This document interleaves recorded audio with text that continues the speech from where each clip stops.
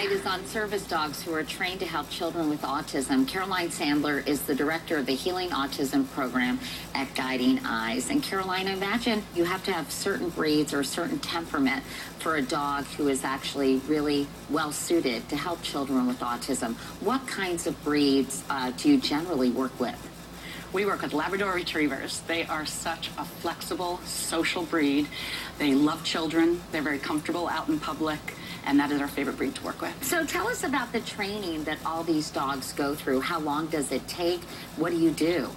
I get the dogs when they're about 14 months old, and I put at least a year of training, formal training on them. The first year of their life, they get a lot of training in the puppy home, but the formal training comes just hours and hours and hours of just repetitive behavior so that they learn how to do their behaviors indoors, outdoors, in busy areas, in quiet areas, until they're pretty much flowing on body language. And once a family has been matched with a dog, once you've spent time training that dog, how do you help with sort of them get acquainted? How does the transition period work? They live with us for a week, the parents. Yep, they stay away from home, and they come, they meet their child's dog, and they spend the week learning how to care and work with their dog. What other kinds of behaviors are these dogs good at helping families with? I could go on and on. Sleeping. Children are sleeping through the night with their dog on them, like the weighted vest. They eating, verbal, traveling. They're able to get in and out of a car safely. They're able to have friends. They go to the playground and their dog will go down the slide. They're no longer a child that might be hand flapping. They're a child with the coolest dog. That is so great. And I know that you brought a few young puppies. We did. And what's interesting, as you mentioned, you get the dogs when they're 14 months. So you've got a whole army of volunteers that basically take... Hi, thank you so much. Oh, my goodness, thank you.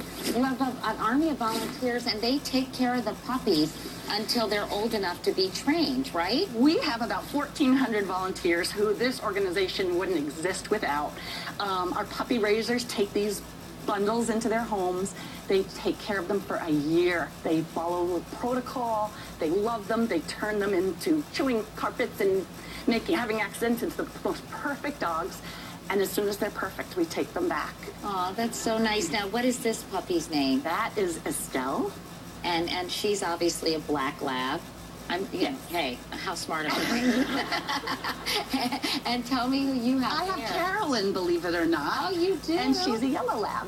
And when you think about what you're doing and how you're helping these families, Caroline, it must be so gratifying. What kinds of transformations have you been able to witness? Honestly, I have the best job in the world. I work with kids like Vincent, families like the Munozes, and to watch these families get joy in their life again, get their life back. Well, how lucky are we that you're doing what you're doing. Caroline, thank you so much. Thank you. I think Carolyn's getting a little squealy. Yeah, I don't know about you, but Estelle seems pretty darn happy.